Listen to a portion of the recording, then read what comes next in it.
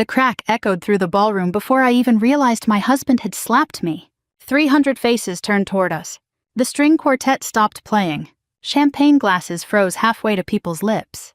My cheek burned so badly I could barely hear the ringing in my ears. My husband Richard didn't look embarrassed. He looked annoyed. As I said, he barked loud enough for everyone to hear, "Either apologize to my mother or get out." His mother stood beside him with one hand dramatically covering her mouth, though I could see the satisfaction hiding behind her fake shock. Several relatives avoided looking at me. Others didn't. Some smiled. One of Richard's business partners actually chuckled into his drink. 25 years. 25 years of marriage had led to this moment. I slowly touched my cheek. I wasn't crying. Not yet. Instead, I looked around the grand ballroom of the Palmer House Hilton in downtown Chicago, where Richard had insisted on holding our 25th wedding anniversary celebration. Crystal chandeliers sparkled overhead. Fresh white roses covered every table. A giant screen behind the dance floor displayed photographs from our marriage. Vacation pictures, Christmas mornings, family reunions, pictures that suddenly looked like they belonged to strangers. Then I looked at my 3-year-old son, Noah.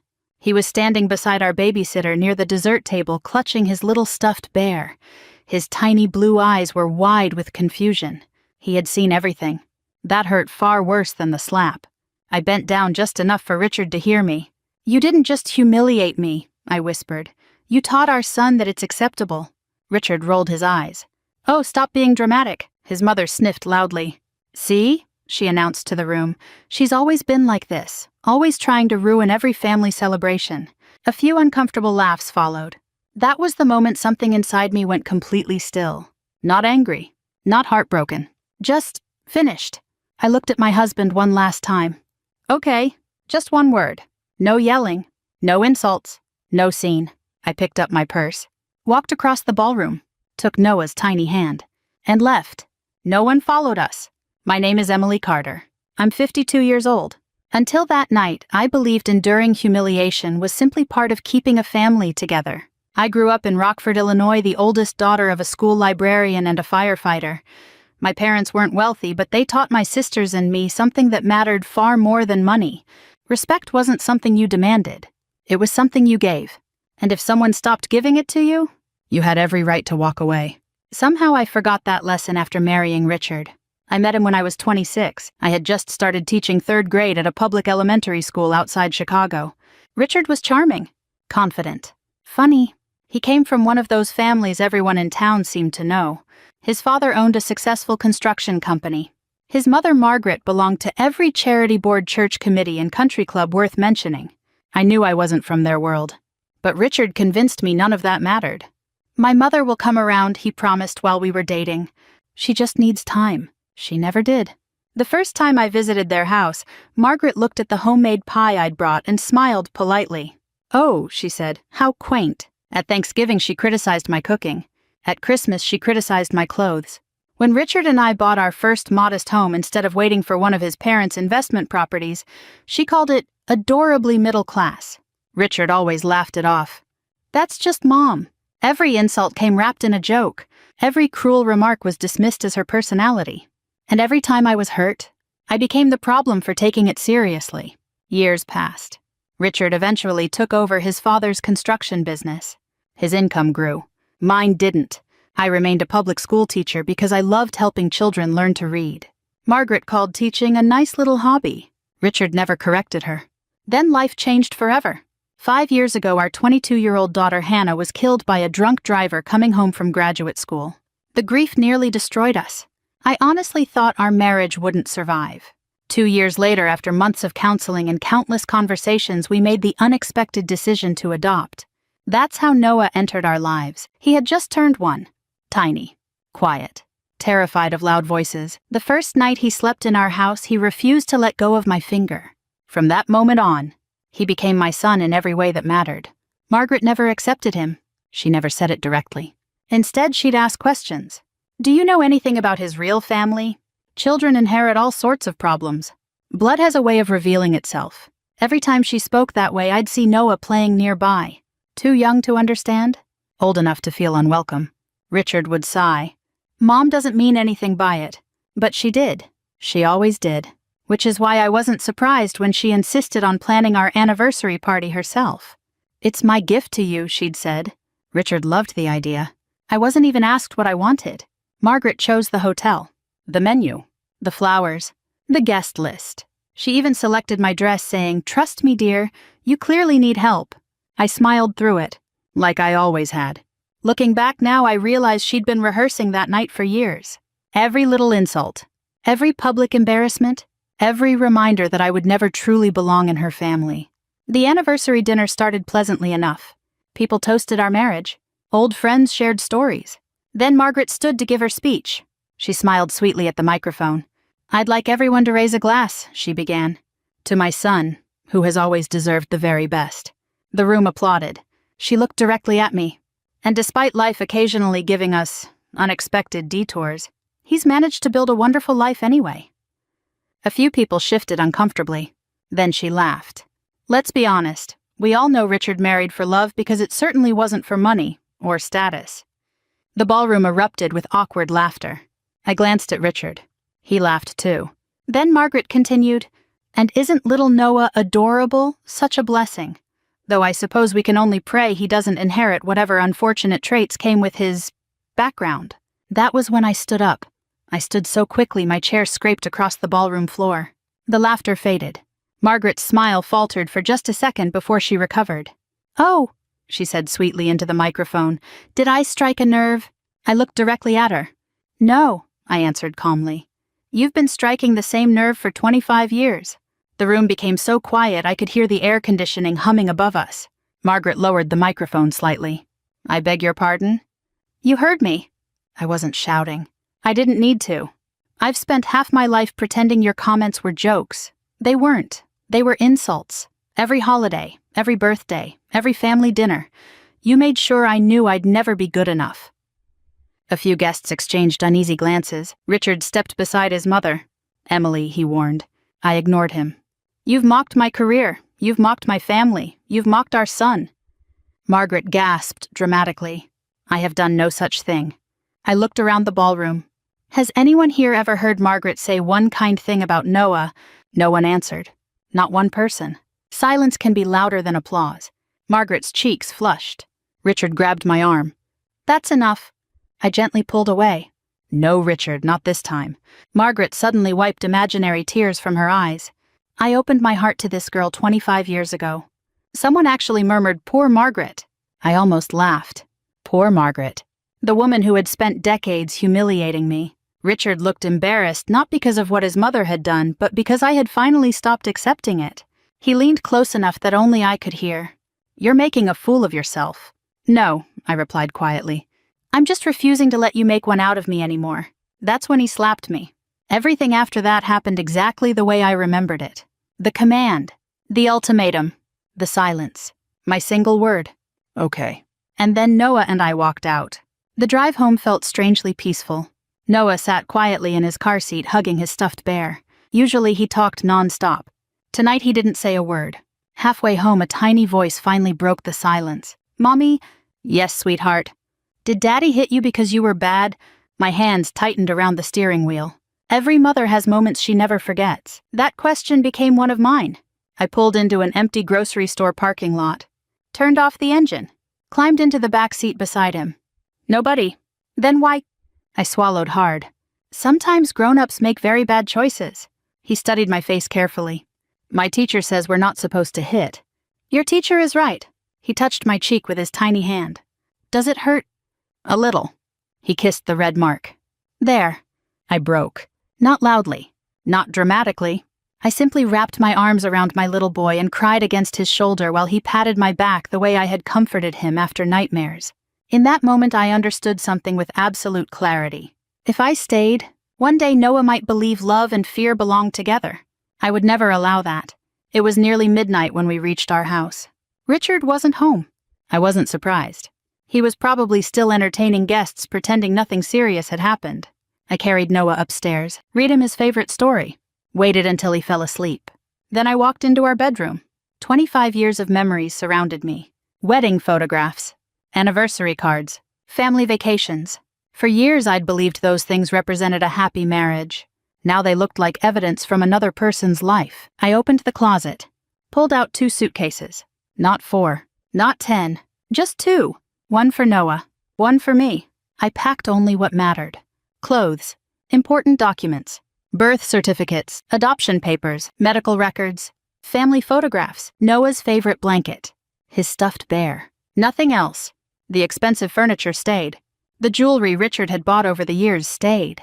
The china Margaret insisted we register for stayed. Things were just things.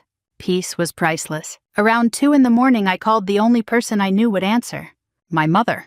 She picked up on the second ring. Emily. The moment she heard my voice, she knew. What happened? I tried to speak. Instead, I cried. She waited. When I finally managed to tell her everything, there was a long silence. Then she said something I hadn't heard in years. Come home. I'm 52, Mom. I know. I have a child. I know. I don't even know what tomorrow looks like. I don't need you to know, she said gently. I just need you to come home. For the first time that night, I felt safe. At 6 the next morning, I called the principal of my school. I explained that I needed emergency leave. She didn't ask unnecessary questions. She simply said, "Take care of yourself. Your classroom will be here when you're ready." Then I called an attorney a friend had recommended years earlier. By 8:30, I was sitting in his office. His name was Daniel Harper. He listened without interrupting. When I finished, he folded his hands. The first question, he said, isn't whether you can leave. It's whether you're ready to. I already have. He nodded. Good. Then he asked, where will you go? I smiled for the first time since the anniversary party. Charleston. My mother retired there 5 years ago. He leaned back. Fresh start. No. A peaceful one. By noon, Noah and I were at O'Hare International Airport. He thought we were going on an adventure. In many ways, we were. As I fastened his seatbelt on the plane, my phone vibrated for the first time all morning. Richard. Missed call. Another. Then a text. Where are you? I stared at the screen. A second message appeared. Stop acting childish and come home. I locked the phone without replying. A flight attendant smiled warmly as she walked past. First trip together. I looked at Noah, who was gazing excitedly out the window. First day of our new life, I answered softly. As the plane lifted above Chicago, I didn't look back.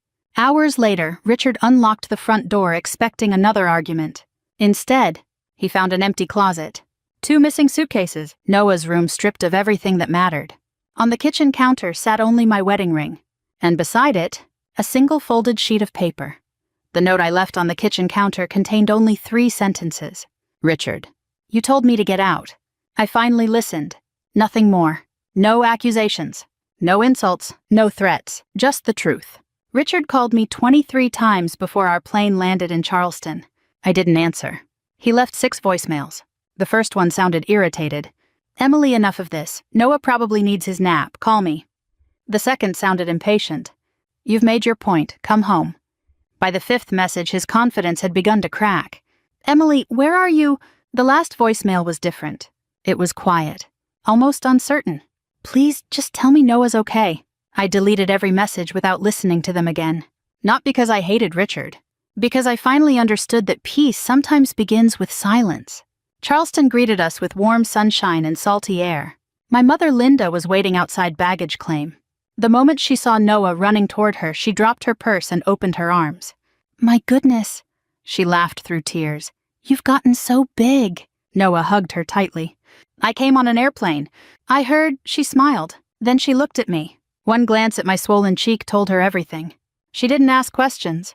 She simply wrapped me in the kind of hug only a mother can give. The kind that says, you're safe now, for the first time in years. I believed it. Back in Chicago, Richard's confidence didn't last long. At first he assumed I would cool off. He even told Margaret during breakfast the next morning. She always comes back. Margaret buttered her toast. Of course she will. She has nowhere else to go. Neither of them knew I was already unpacking Noah's clothes 2 states away. By Monday afternoon, Richard finally called my school. The principal refused to tell him anything except that I had requested emergency leave. He drove to my best friend Karen's house. She answered the door with folded arms. Where's Emily? Karen looked him straight in the eye. If she wanted you to know, she'd tell you. The door closed. Richard wasn't used to doors closing in his face. Meanwhile, Daniel Harper filed the first legal documents exactly as promised. He also advised me to save every voicemail, every text message, and every email Richard sent. "Don't argue with him," Daniel said during a video call. "Don't defend yourself. What if he insults me?" "He probably will." "What if he apologizes?" "Wait until his actions match his words." It was the calmest legal advice I'd ever heard. 3 days after the anniversary party, something unexpected happened. One of Richard's younger cousins uploaded a short video from the ballroom. Not the slap. Everything before it. Margaret mocking my teaching career. Margaret joking about Noah's background. Guests laughing awkwardly. My face, Richard saying nothing. The video lasted barely 2 minutes, but it spread quickly through family group chats. Someone shared it with church members. Another person posted it in a local community group before deleting it a few hours later. By then, too many people had already seen it. The comments weren't what Margaret expected.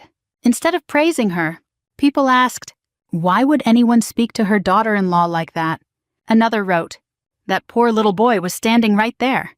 Someone recognized Richard. One comment received hundreds of reactions. Silence is agreement. The husband was just as guilty. Richard read every word. For the first time, he watched the video from someone else's perspective. He didn't look like a successful businessman. He looked like a man who had abandoned his wife in public. His office noticed the change almost immediately. Richard owned a respected regional construction company his father had built over 40 years. Reputation mattered. One longtime client postponed signing a contract. Another asked to wait until things settled down. Nothing catastrophic. Just enough to make Richard uneasy. He complained to Margaret. "This is ridiculous." She dismissed him with a wave of her hand. "People love gossip. They'll forget." But they didn't.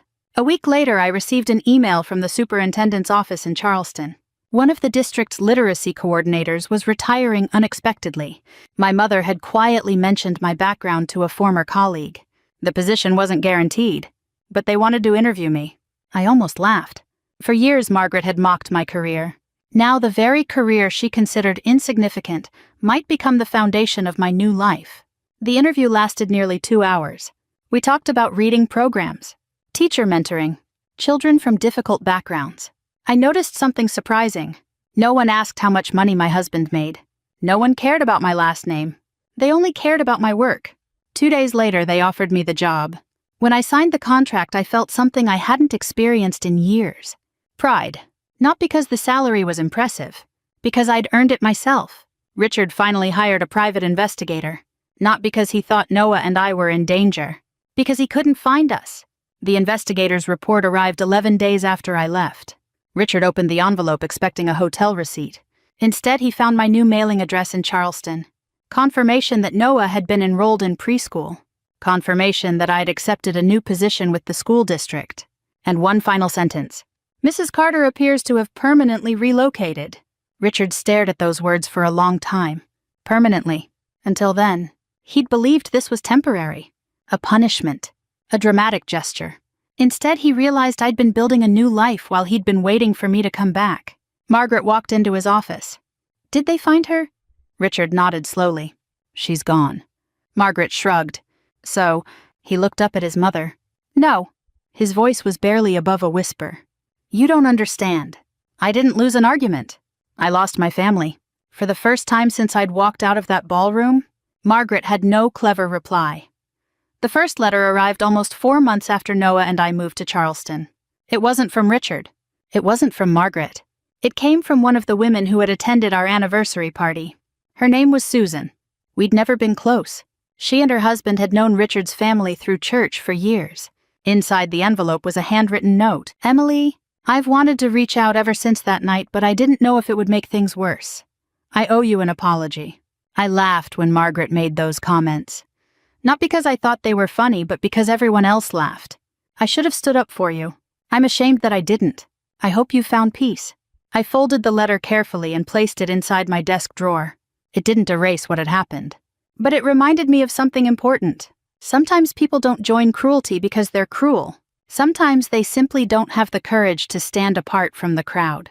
Unfortunately, the pain they cause is the same. Life in Charleston slowly became predictable. For the first time in years, predictable felt wonderful. Every morning, Noah and I walked to his preschool before I drove to the district office. He loved waving goodbye at the classroom door. "Love you, Mommy." "I love you more." "No. I love you the most." It became our little game. My coworkers welcomed me with kindness instead of judgment. No one cared that I drove a used SUV. No one asked where my clothes came from. No one compared me to anyone else. People simply appreciated hard work. Within 3 months, I was helping schools launch a literacy program for struggling readers across the district. Every afternoon, I came home tired, but proud. It had been years since I'd felt that way. Richard, meanwhile, was discovering that money couldn't solve everything. The business was still profitable, but something had changed. Several longtime employees had quietly watched the anniversary video after it circulated among friends. One afternoon, Richard overheard 2 foremen talking in the break room. I would have walked out too. So would have my wife. They fell silent when Richard entered. No one confronted him. No one accused him. But respect, once lost, rarely returns overnight. Margaret refused to accept reality. Every Sunday after church, she'd tell anyone willing to listen that I had kidnapped Noah. Richard corrected her more than once. "He's our son, Mom." She had every legal right to take him. Margaret would shake her head. "You always defend her." Richard never answered. Maybe because for the first time in 25 years, he realized he hadn't defended me at all. One rainy Saturday afternoon, Richard did something he'd avoided for months. He watched the full anniversary video, not the short clip that had spread online, the complete recording. Nearly 45 minutes, he watched his mother make one cutting remark after another. He watched guests laugh nervously. He watched me smile politely each time. He noticed something he'd never seen before. Every single time Margaret insulted me, I looked at him, just for a second, waiting, hoping, expecting him to say something. He never did. When the slap finally came, Richard paused the video. He stared at the frozen image of his own hand against my face. Then he rewound it. Again, again, again. Later, he would tell our marriage counselor there wasn't one moment that haunted him. It was the hundreds of small moments before it. The moments when he chose comfort over courage. Yes, marriage counseling. Not because he believed it would save our marriage. By then, he knew that ship had sailed. He went because he could no longer recognize the man he'd become. His counselor asked him a question during the 3rd session. "When did you first start putting your mother's approval above your wife's well-being?" Richard couldn't answer. Not because he didn't know. Because he realized it had started before we were even married. One afternoon, Daniel Harper called me. "There's something you should know." "What is it?" "Richard has agreed to every temporary custody arrangement we've proposed." I frowned. No argument, none. "He's also accepted the financial disclosures without objection." That surprised me. Richard had always hated losing. Daniel hesitated before continuing. His attorney mentioned something else. "What?" "He wants to apologize." I looked out the window. Children were playing on the school playground across the street. "I don't think I'm ready." "You don't have to be. And if I never am, that's your choice too." I appreciated that answer. For years, everyone had told me what I should do. Stay quiet. Keep the peace. Forgive. Smile. Move on. Daniel was the first person who reminded me that I was allowed to choose. Another month passed. Autumn arrived. The oak trees around my mother's neighborhood turned brilliant shades of gold and crimson. One Saturday morning, Noah and I were building a birdhouse in the backyard when my phone buzzed. A text. Not from Richard. From an unfamiliar number. "This is Michael, Richard's younger brother. I know we haven't spoken in years. I just wanted you to know. You were right.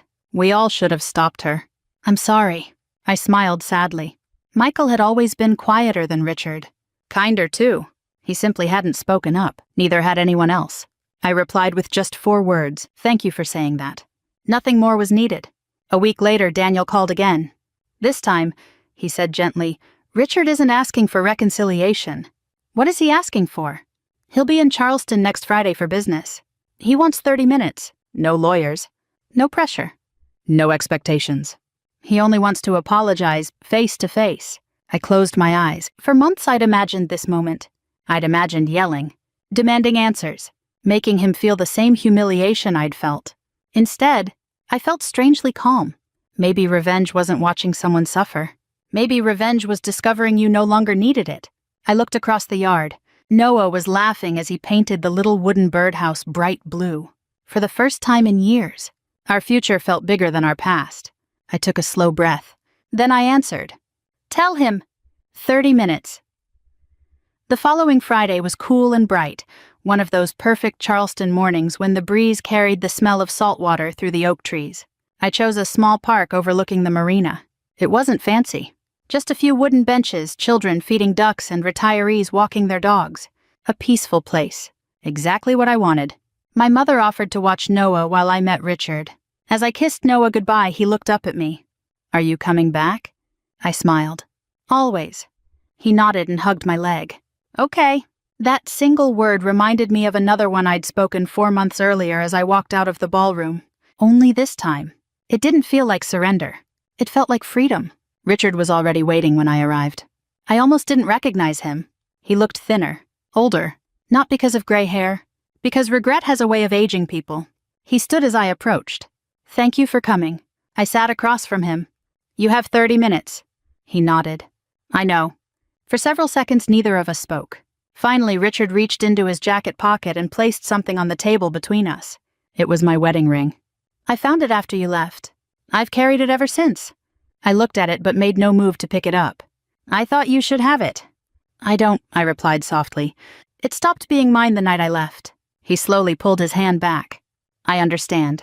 For the first time in 25 years, he actually did. "I've replayed that night 1,000 times," he said. "I kept telling myself the slap was the biggest mistake of my life." He shook his head. "It wasn't." I looked at him. "The biggest mistake was every time my mother insulted you and I laughed. Every holiday. Every birthday. Every family dinner. I kept asking you to keep the peace." His voice cracked. "But all I was really asking was for you to keep accepting disrespect." I didn't interrupt. He deserved to say it out loud. "I failed you," he continued. "I failed Hannah while she was alive. I failed Noah, and I failed myself." His eyes filled with tears. I became the kind of man I promised I'd never become. For a long moment, all I heard was the sound of waves against the dock. Then I finally spoke. "I waited 25 years for you to defend me." "I know." "I looked at you every single time she humiliated me." "I know." I kept thinking, this time he'll say something. Richard lowered his head. "I'm sorry. They're only words." "I know. But they're true." A young couple walked past us, pushing a stroller. The father reached over and tucked a blanket around the baby without saying a word.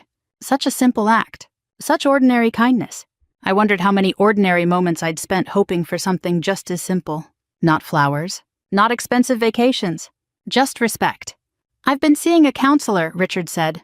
"Good. I don't expect forgiveness. I don't expect another chance.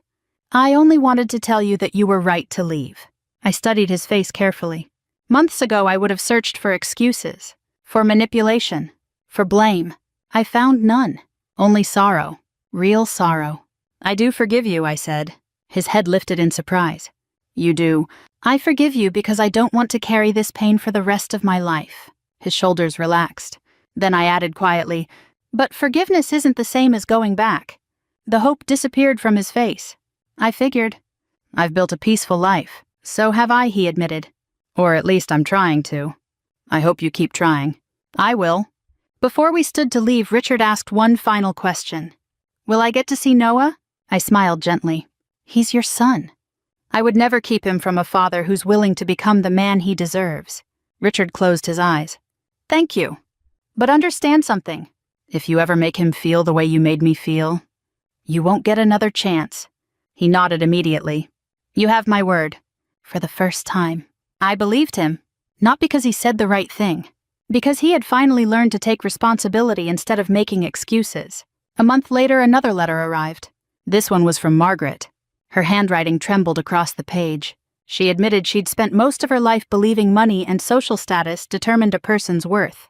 She confessed she'd never truly accepted me because I reminded her too much of the modest life she'd spent decades trying to leave behind. Then came the sentence that surprised me most. I taught my son that loyalty to me mattered more than respect for his wife. I was wrong, she apologized. Not only for the anniversary, for 25 years. I folded the letter carefully. I didn't call her. I didn't write back immediately. Some apologies deserve acknowledgement. That doesn't mean every relationship should be restored. A few weeks later, I mailed her a short note. "I accept your apology. I truly hope you find peace." I have. It was enough. Over the next 2 years, Richard became a dependable father. He flew to Charleston once a month. He attended Noah's preschool graduation, his soccer games, his birthday parties. Never once did he ask me to come back. Eventually, we learned how to be respectful co-parents. Nothing more, nothing less. As for me, I continued working with schools across South Carolina, helping struggling readers discover the joy of books. Every evening, Noah and I still read together before bed. One night after finishing his favorite story, he looked at me and asked, "Mommy?" "Yes? Why do you always tell me to be kind?" I brushed the hair away from his forehead. "Because kindness is strongest when it's shown to people who can't give you anything in return." He smiled. "I want to be kind like you." I kissed his forehead. "Then you're already becoming the man I hoped you'd be." Looking back now, I realize leaving wasn't the bravest thing I ever did. The bravest thing was refusing to let bitterness define the rest of my life. Sometimes people ask whether I regret walking away from a 25-year marriage. My answer is always the same. I didn't walk away from love. I walked away from disrespect, and once I did, I finally found my way home. If this story touched your heart, remember this. No relationship is worth sacrificing your dignity. Love should never require you to accept humiliation, and walking away from disrespect isn't weakness, it's courage. If you've ever had to choose peace over staying where you weren't valued, I'd love to hear your story. Please share it in the comments, and if stories like this remind you that hope is always possible, don't forget to subscribe and join us for more journeys of resilience, healing, and second chances. The end.